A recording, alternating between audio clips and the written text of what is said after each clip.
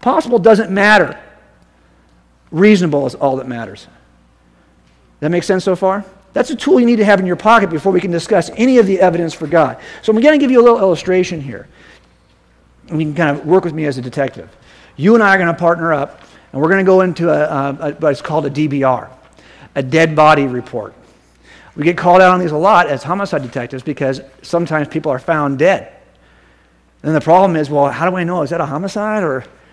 what is it? How do I deal with it? We're not quite sure, so we called you guys out. I hope you don't mind. It's 2 a.m. Of course, I don't mind.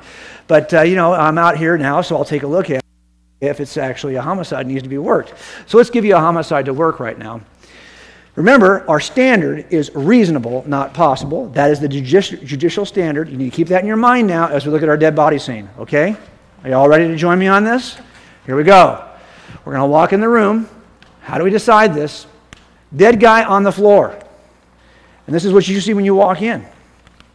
Now, anytime you walk into a room with a dead guy on the floor, there are one of 4 possibilities about how this happened.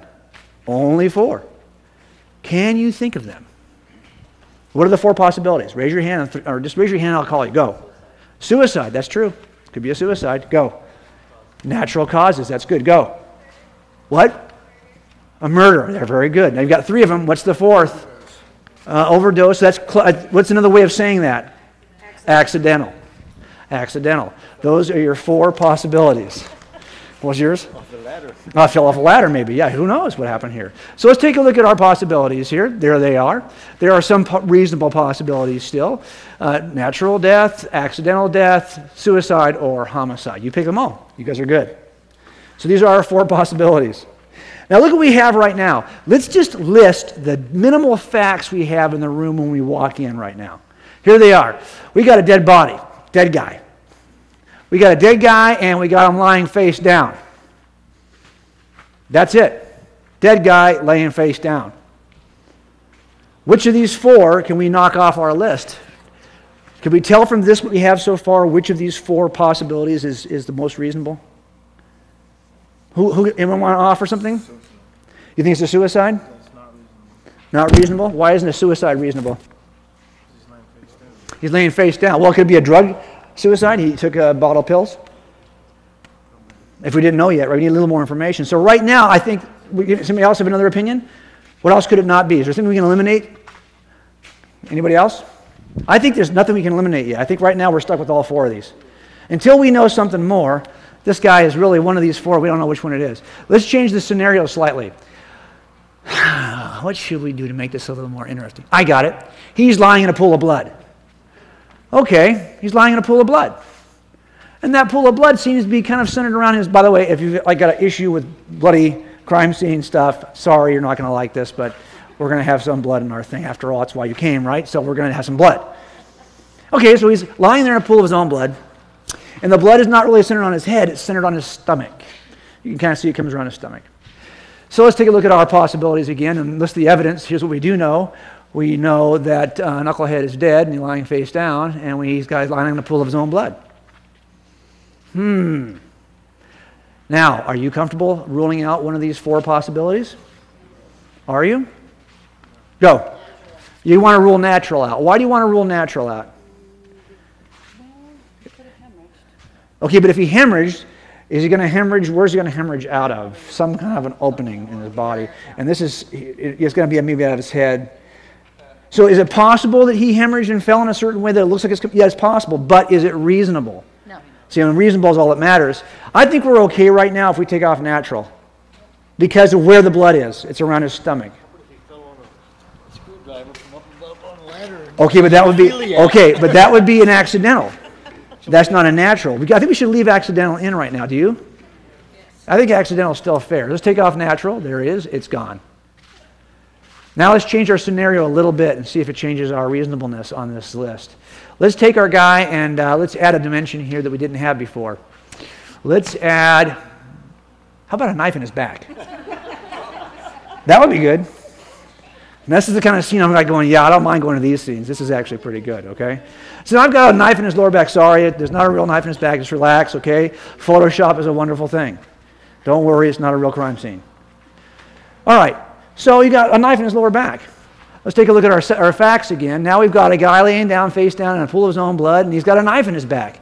Are you comfortable eliminating any other possibility? Go. You want to rule out suicide? But look at where it's at. It's in his lower back. Let me show you how I can even reach that, and I'm 50. Isn't it possible? I mean, I'll take it off if you want, but don't you think I should maybe be a little... Was there anything else that can come off the list pretty safely? I think accidental can. I mean, you got to really imagine a weird scenario in which I accidentally backed up into this thing and then, I mean, right? So I think accidental can probably come off. Let's take accidental off. And now let's, of course, you know what I'm going to do, right? You know where I'm headed with this. We're going to change the scenario one more time. Here we go. Here's our guy laying face down in a pool of his own blood and a knife in his lower back. Let's change the scenario. Let's do this. What do you guys think? Multiple stab wounds on his back.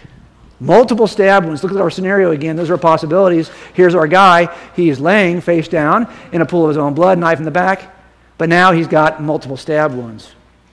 Is suicide still reasonable? No. I mean, he had to be really courageous and, unbelievably limber. I think he had to be pretty limber to do that. So I'm willing to go ahead and take off suicide. So now all that's really left is what? Homicide. And I think if you walked into this scene with me, you would say, yeah, I'm going to work it as a homicide. Right? Because I think but let's just make it a little bit better for you so you can make no questions asked here. Let's add one more little thing. Are you ready? Let's add bloody footprints leading on the way to the door. Okay, well, if you had that, I think you could go back to your scenario and go, man, there's just no way I can see with all this evidence, multiple wounds and bloody footsteps. I think that the first three are definitely off the list now. Now, homicide is the most reasonable conclusion. Do you see what you just did? You stopped playing around in the world of possible. You are now firmly engaged in the world of reasonable. This is what we do in law enforcement. This is called a process called abductive reasoning. Abductive reasoning. And I want you to kind of get a master on that because I think it's really important as we go forward. Abductive reasoning is this process by which we take the evidence on one side of an issue. Oh, by the way, this is my son Jimmy, just so you know. He's getting ready to go in the academy, so he has to shave his head now, so he's bald. But, he did this for me before I left Los Angeles so I could bring this to you guys. So just so you guys know, he's not really dead. Okay, so you now have had a little experience with this thing we call abductive reasoning. I just wanted to teach it to you because it's the most valuable tool you'll have when explaining your faith or when explaining any crime scene. What we do, take all the evidence at the scene and we list it. Dead guy, lying face down, pool of blood, knife in the back, bloody footsteps, multiple wounds. Then we think to ourselves, well, gosh, what are the possibilities anytime there is a dead guy? Well, there are only these four possibilities.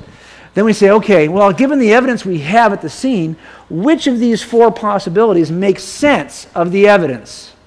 That is called abductive reasoning. It's a fair approach to looking at evidence.